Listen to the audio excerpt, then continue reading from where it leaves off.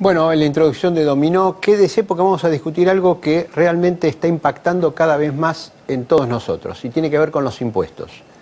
Revalúo alumbrado, barrido y limpieza, revalúo prácticamente en todas las provincias de las propiedades, el impuesto a la ganancia que abarca cada vez más a los autónomos y a las personas que trabajan en relación de dependencia. Simple empleado que gana quizá un poquito más de 6.000 pesos, una parte del salario es capturado por el impuesto a la ganancia. Y toda esta recaudación récord que está teniendo la AFIP parece que no alcanza. ¿Por qué motivo?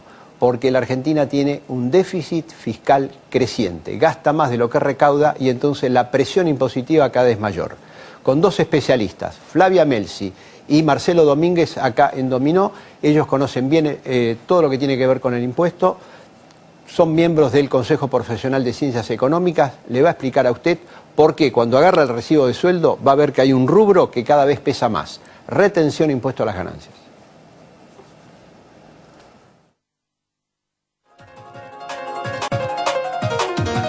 Bueno, este año aumentó el ABL, ¿cuánto? 100, 150, 300%, sí, según los casos. En las provincias prácticamente todas están revaluando las propiedades, lo cual significa que hay que pagar más. El espacio aéreo. El espacio aéreo. Por el cable. Sí, digo, sí, por los cables, etcétera.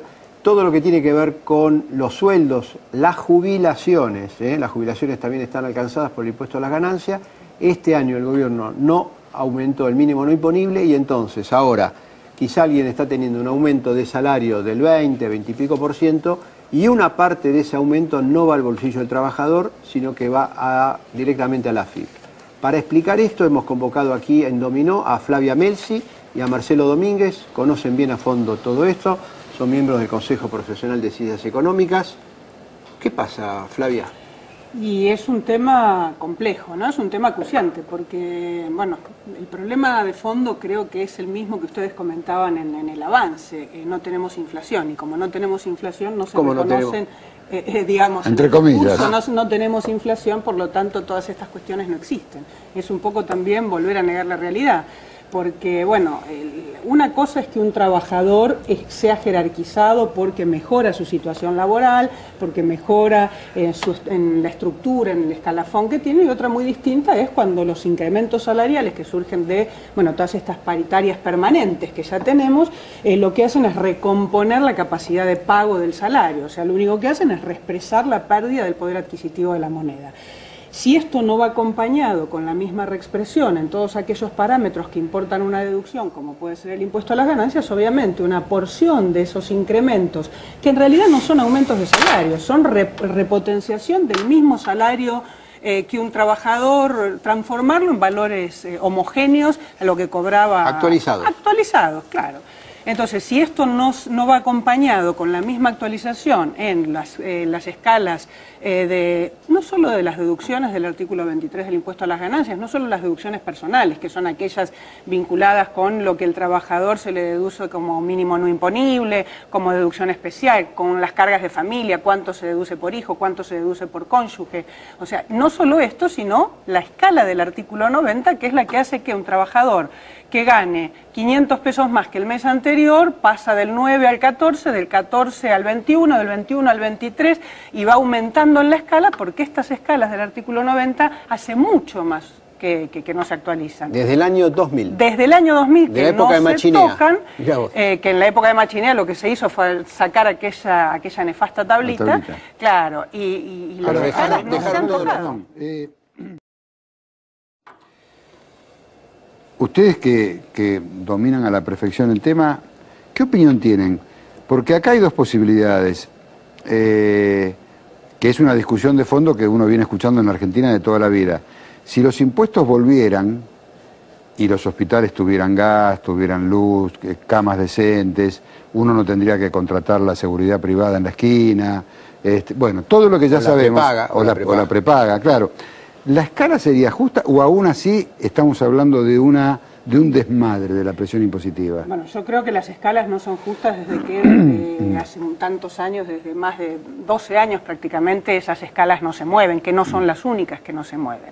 Y lo paradójico es que la propia ley trae el mecanismo de cómo se ajusta. Hay un artículo, que es el artículo 25 de la ley, que dice que todos estos parámetros numéricos, las deducciones personales, las escalas del impuesto, los montos fijos que tiene el impuesto para deducir, deberían actualizarse. El problema es que no hay índices de actualización, porque como no hay inflación, no hay índice de actualización. La propia ley prevé esta cuestión justamente para que el gravamen no impacte más de lo que tiene que impactar, que es el porcentaje de la capacidad contributiva que cada sujeto tiene. Si Ahora, no, yo quería hacer una lo que pregunta. hace es impactar cada vez más. ¿Es correcto que haya un impuesto, como algunos lo denominan, un impuesto al salario?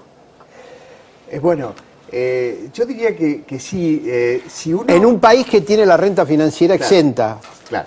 Bueno, por ahí el problema colocar, está en eso, ¿no? el problema está en el otro lado. Claro, digamos, el hecho de ganar un salario hace que uno esté en una situación de tener una renta, y en este caso una renta personal, y los impuestos podrían alcanzar, de hecho lo hacen en la mayor parte del mundo, a las rentas personales. A los ingresos personales. A los ingresos personales, ¿no? Porque es una forma de, si uno compara el que gana más con el que gana menos, está bien que el que gana más pague el impuesto a las ganancias y no lo pague el que gana menos. Pero a partir de qué monto es razonable estar exento del impuesto, y a partir de qué monto debería ser. Porque acá, hoy en la Argentina, el que gana más de 5.782, soltero, ya empieza a pagar.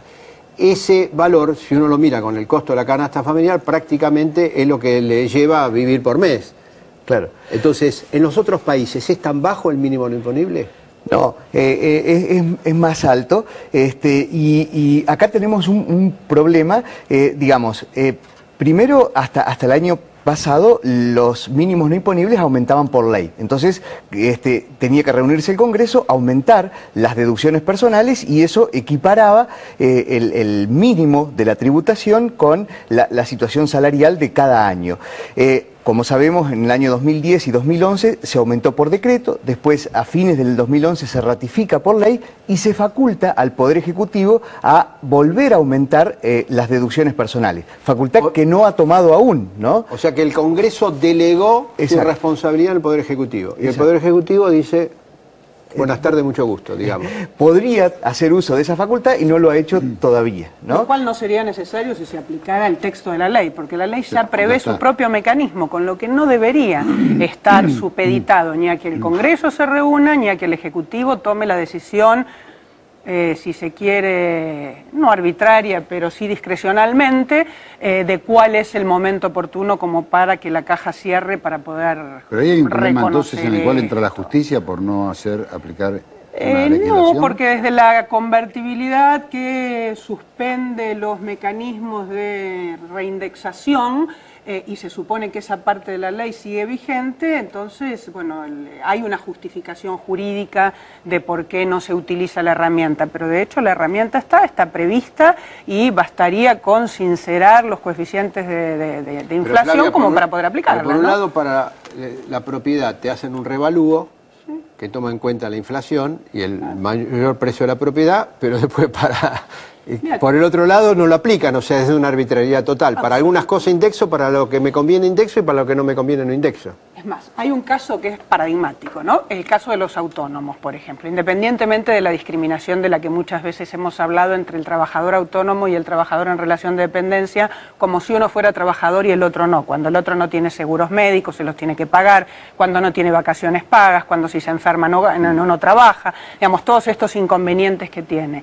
Pero solamente con el tema del pago de la contribución por autónomos, ¿no? de lo que paga por seguridad social. Los valores hace mucho más todavía que no están actualizados. Por ejemplo, un director de una pequeña empresa que gane 30.000 pesos o un poco más de 30.000 pesos, supongamos 30.001 pesos Por mes. Por año. Por año. Por año, para recategorizarse está pagando alrededor de 1.600 pesos de autónomos por año. Así están las escalas, porque las escalas de cuánto hay que pagar por el trabajador autónomo se han ido repotenciando y de hecho periódicamente se aumentan. Pero además de pagar más, porque se va aumentando igual que se aumentan las jubilaciones, para recategorizarse una vez al año hay que seguir utilizando las mismas escalas que parten de 15.000 pesos anuales hasta 30.000 pesos anuales. Se castiga al trabajador más desprotegido en este caso, ¿no? Pero si un trabajador gana un peso menos de 30.000 pesos anuales, paga mucho más de jubilación que todo el ingreso que tiene. Esto es un absurdo. Esto es un absurdo. Esto es no analizar cuál es la realidad. Y después, bueno, entonces nos quejamos cuando hay evasión tributaria. Pero la evasión tributaria, o la evasión previsional en este caso, tendría un fundamento, porque quien gana eso como único ingreso tiene que pagar o pedir un préstamo para pagar su contribución de autónomo. Ahora, una Esto es una pregunta. locura. Si yo trabajo en relación de dependencia y supero esos 5.700, me sacan ganancia. Antonio se hace una operación en la bolsa, compró, vendió, se hizo una diferencia de 100.000 pesos en 8 horas, algo que suele hacer permanentemente todos los días, y él está exento del impuesto a la ganancia, y yo, que tengo que ir 8 horas a trabajar y todo lo demás, me descuentan impuesto a la ganancia. ¿Me pueden explicar a mí esta diferencia que yo tengo con él? Bueno, es un poco el problema que tenemos de gravar la renta personal y de una manera bastante dura, ¿no? Por las alícuotas que estamos diciendo y los mínimos que han quedado muy bajos, y está exenta la renta financiera, la que obtiene Antonio en la bolsa.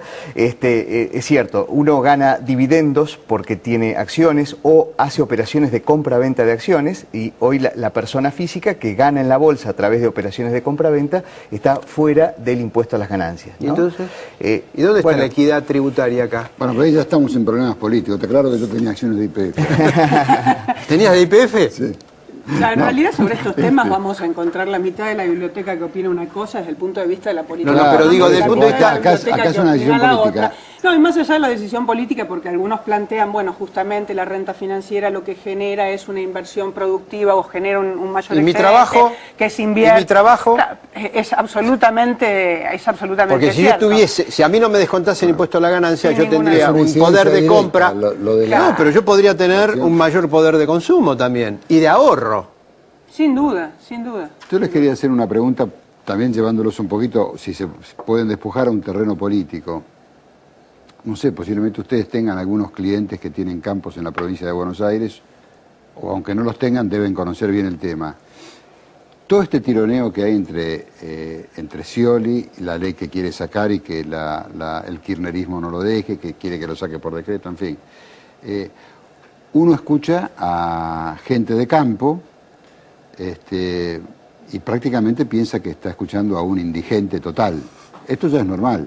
Así como cuando uno también escucha, acá han venido empresarios que también después que se van uno tiene ganas de regalarle una moneda realmente. Pero bueno, es propio del ser humano. Dejemos esto.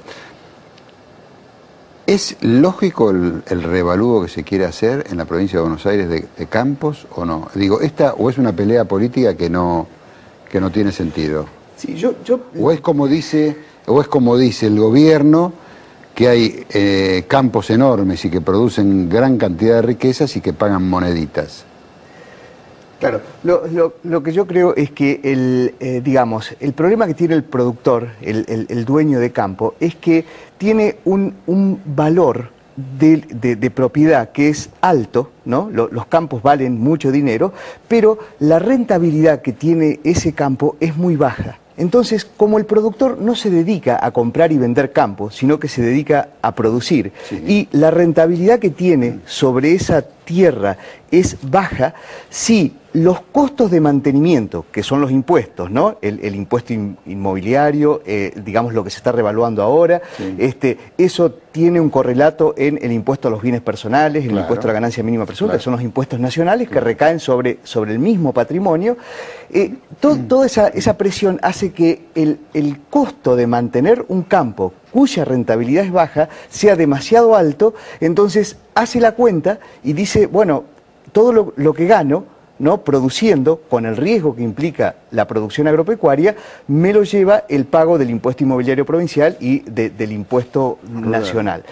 eso realmente es así. La presión que está sintiendo es muy Pero hoy alta. baja la rentabilidad del campo porque con los precios internacionales tan altos, dice no, inclusive con las retenciones, aún así, el campo tiene una muy buena rentabilidad. Sí, ese es el argumento oficial. Sí, bueno, pero lo que pasa es que eso depende de hasta del clima, ¿no? Hay veces que el productor agropecuario tiene una buena campaña y, digamos, la relación entre lo que puede vender aún después de las retenciones versus los costos hace que le quede una utilidad, y otras veces que no, porque está dependiendo de contextos internacionales, de contextos climáticos, variables que no las maneja. Entonces, esa situación hace que, está bien, si uno ve lo que pasó en algún año donde le fue bien, uno diría, bueno, está en condiciones de asumir este mayor costo impositivo. Pero hoy por ahí no está bien, los precios no son los mismos y no todo es zona sojera en el país, que por ahí está más relacionado. Sí. Además hay pequeños productores, aclaremos, que no son los que... Claro. Ahora el tema es así, hoy tenemos una presión tributaria alta en la Argentina. Sí. Sí, tenemos una presión tributaria en crecimiento. Bueno, y alta, sí. Alta y en crecimiento. Y tenemos déficit fiscal. ¿Esto qué significa? Que la solución pasa por aumentar más los impuestos, porque de ahí es donde viene el revalúo, no te actualizan el mínimo imponible, porque el gobierno necesita recaudar más, porque tiene déficit. Bueno, ahora, al mismo tiempo... administrar el gasto de otra manera. Bueno, pero por ahora lo que está pasando es aumento los impuestos, recaudo más, para ver si puedo achicar Ahora, ¿eso no termina ahogando la actividad económica? Y sin duda, por lo menos hay una desaceleración del crecimiento, y esto es evidente y lo dan todas las cifras. ¿Y tiene que ver con la presión de impuestos? Tiene que ver con un montón de cuestiones, con el tema cambiario, con la presión tributaria, la presión tributaria no es el único elemento. Pero ahora ya está actuando negativamente. Pero también está actuando negativamente. Es un elemento adicional como para tener en cuenta. Perfecto. ¿No? Les agradecemos mucho que hayan estado aquí. Un placer. Bueno, igualmente para nosotros. Presentaron la declaración jurada de impuestos, ¿no? Sí, obviamente. Sí. Estamos bien. Nosotros nos reencontramos con todos ustedes el miércoles próximo aquí en Dominó. Nos vemos en Metro como siempre. Gracias.